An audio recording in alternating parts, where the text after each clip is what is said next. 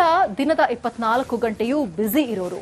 Dress code, ಆಂಗ್ಲ ಭಾಷೆ ಅಂತೆಲ್ಲ ಮೈ ಮರೆತಿದ್ರು. ಆದ್ರೆ ಇಂದು ಈ ಕಾರಣಕ್ಕೆ ಎಲ್ಲವನ್ನ ಬದಿಗೊತ್ತಿ ಇಡೀ ದಿನ ಸಂಭ್ರಮಿಸಿದ್ದಾರೆ. ಸಾಂಸ್ಕೃತಿಕ ಉಡುಗೆ ತೊಟ್ಟು ಕುಣಿದು ಕುಪ್ಪಳಿಸಿದ್ದಾರೆ.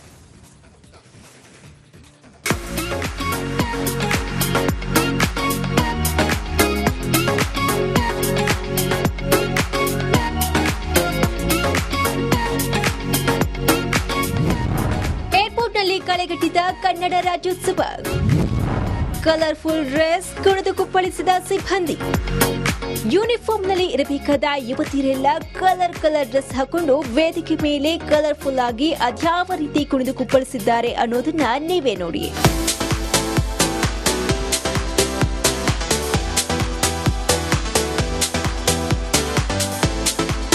ದಿನದ 24 ಗಂಟೆಯೂ ಸಾವಿರಾರು ಪ್ರಯಾಣಿಕರ ಓಡಾಟದಿಂದ ಬ್ಯುಸಿಯಾಗಿರುವ ಕೆಂಪೇಗೌಡ ಅಂತಾರಾಷ್ಟ್ರೀಯ ವಿಮಾನ ನಿಲ್ದಾಣ ಇಂದು ಅಕ್ಷರಶಃ ಕೆಂಪು ಮತ್ತು ಹಳದಿ ಬಣ್ಣದಿಂದ ಕಂಗೊಳಿಸ್ತಾ ಇತ್ತು.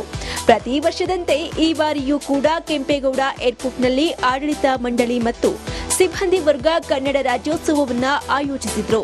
ಕಾರ್ಯಕ್ರಮದಲ್ಲಿ ನೂರಾರು ಜನ ಭಾಗವಹಿಸಿ ಸಂಭ್ರಮಿಸಿದ್ರು. ಮಕ್ಕಳು ಸಹ ನೃತ್ಯ ಮಾಡಿ ಕನ್ನಡ ರಾಜ್ಯೋತ್ಸವಕ್ಕೆ ಮತ್ತಷ್ಟು ಮೆರುಗನ್ನ ತುಂಬಿದ್ರು. ಮುಖ್ಯ ಅತಿಥಿಯಾಗಿ ಕನ್ನಡ ಪ್ರಾಧಿಕಾರದ ಅಧ್ಯಕ್ಷ ಪುರುಷೋತ್ತಮ್ ಬಿಳಿಮನೆ ಆಗಮಿಸಿದ್ದು ಏರ್ಪೋರ್ಟ್ನಲ್ಲಿ ಕನ್ನಡಾಭಿಮಾನವನ್ನ ಕಂಡು ಫುಲ್ ಫಿದಾ ಆದ್ರು.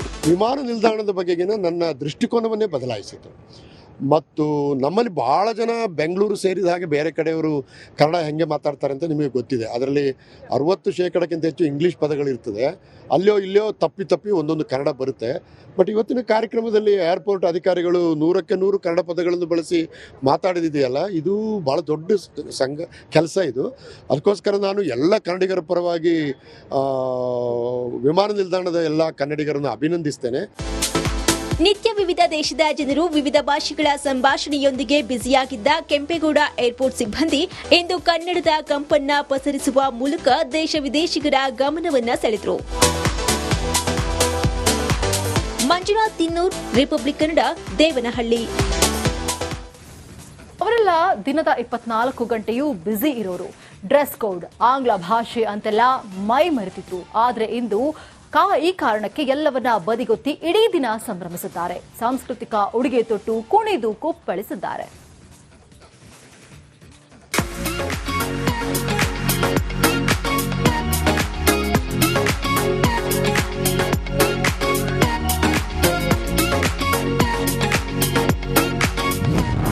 ಏರ್ಪೋರ್ಟ್ನಲ್ಲಿ ಕಳೆಗಟ್ಟಿದ ಕನ್ನಡ ರಾಜ್ಯೋತ್ಸವ. ಕಲರ್ಫುಲ್ ಡ್ರೆಸ್, ಕುಣಿದು ಕುಪ್ಪಳಿಸಿದ ಸಿಬ್ಬಂದಿ. ಯೂನಿಫಾರ್ಮ್ನಲ್ಲಿ ಇರಬೇಕಾದ ಯುವತಿಯರೆಲ್ಲ ಕಲರ್ ಡ್ರೆಸ್ ಹಾಕೊಂಡು ವೇದಿಕೆ ಮೇಲೆ ಕಲರ್ಫುಲ್ ಆಗಿ ಅದ್ಯಾವ ರೀತಿ ಕುಣಿದು ಕುಪ್ಪಳಿಸಿದ್ದಾರೆ ಅನ್ನೋದನ್ನ ನೀವೇ ನೋಡಿ.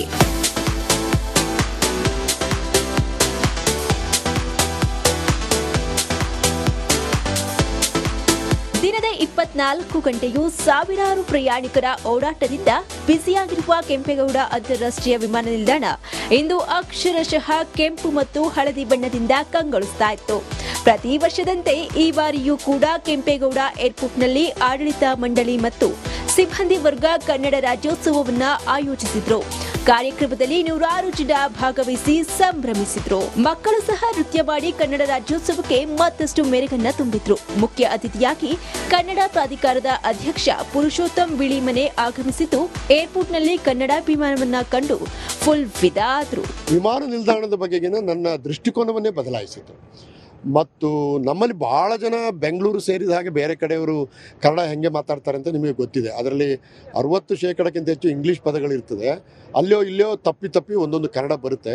ಬಟ್ ಇವತ್ತಿನ ಕಾರ್ಯಕ್ರಮದಲ್ಲಿ ಏರ್ಪೋರ್ಟ್ ಅಧಿಕಾರಿಗಳು 100ಕ್ಕೆ 100 ಕನ್ನಡ ಪದಗಳನ್ನು ಬಳಸಿ ಮಾತಾಡಿದೆಯಲ್ಲ, ಇದು ಭಾಳ ದೊಡ್ಡ ಕೆಲಸ ಇದು. ಅದಕ್ಕೋಸ್ಕರ ನಾನು ಎಲ್ಲ ಕನ್ನಡಿಗರ ಪರವಾಗಿ ವಿಮಾನ ನಿಲ್ದಾಣದ ಎಲ್ಲ ಕನ್ನಡಿಗರನ್ನು ಅಭಿನಂದಿಸ್ತೇನೆ. ನಿತ್ಯ ವಿವಿಧ ದೇಶದ ಜನರು ವಿವಿಧ ಭಾಷೆಗಳ ಸಂಭಾಷಣೆಯೊಂದಿಗೆ ಬ್ಯುಸಿಯಾಗಿದ್ದ ಕೆಂಪೇಗೌಡ ಏರ್ಪೋರ್ಟ್ ಸಿಬ್ಬಂದಿ ಇಂದು ಕನ್ನಡದ ಕಂಪನ್ನ ಪಸರಿಸುವ ಮೂಲಕ ದೇಶ ವಿದೇಶಿಗರ ಗಮನವನ್ನ ಸೆಳೆದರು. ಮಂಜುನಾಥ್ ತಿನ್ನೂರ್, ರಿಪಬ್ಲಿಕ್ ಕನ್ನಡ, ದೇವನಹಳ್ಳಿ. ಅವರೆಲ್ಲ ದಿನದ 24 ಗಂಟೆಯೂ ಬ್ಯುಸಿ ಇರೋರು. ಡ್ರೆಸ್ ಕೋಡ್, ಆಂಗ್ಲ ಭಾಷೆ ಅಂತೆಲ್ಲ ಮೈ ಮರೆತಿದ್ರು. ಆದ್ರೆ ಇಂದು ಈ ಕಾರಣಕ್ಕೆ ಎಲ್ಲವನ್ನ ಬದಿಗೊತ್ತಿ ಇಡೀ ದಿನ ಸಂಭ್ರಮಿಸಿದ್ದಾರೆ. ಸಾಂಸ್ಕೃತಿಕ ಉಡುಗೆ ತೊಟ್ಟು ಕುಣಿದು ಕುಪ್ಪಳಿಸಿದ್ದಾರೆ.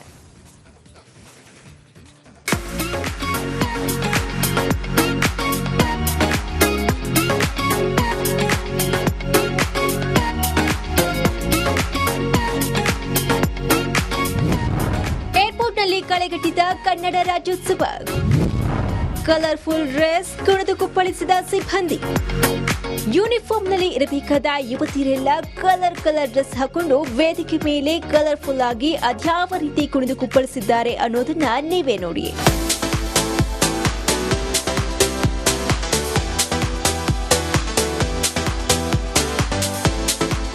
ದಿನದ 24 ಗಂಟೆಯೂ ಸಾವಿರಾರು ಪ್ರಯಾಣಿಕರ ಓಡಾಟದಿಂದ ಬ್ಯುಸಿಯಾಗಿರುವ ಕೆಂಪೇಗೌಡ ಅಂತಾರಾಷ್ಟ್ರೀಯ ವಿಮಾನ ನಿಲ್ದಾಣ ಇಂದು ಅಕ್ಷರಶಃ ಕೆಂಪು ಮತ್ತು ಹಳದಿ ಬಣ್ಣದಿಂದ ಕಂಗೊಳಿಸ್ತಾ ಇತ್ತು.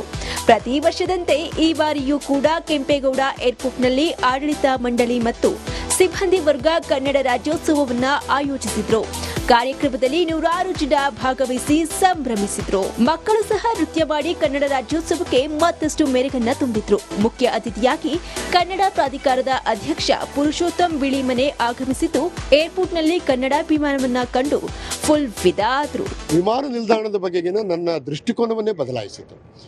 ಮತ್ತು ನಮ್ಮಲ್ಲಿ ಭಾಳ ಜನ ಬೆಂಗಳೂರು ಸೇರಿದ ಹಾಗೆ ಬೇರೆ ಕಡೆಯವರು ಕನ್ನಡ ಹೆಂಗೆ ಮಾತಾಡ್ತಾರೆ ಅಂತ ನಿಮಗೆ ಗೊತ್ತಿದೆ. ಅದರಲ್ಲಿ 60% ಹೆಚ್ಚು ಇಂಗ್ಲೀಷ್ ಪದಗಳಿರ್ತದೆ.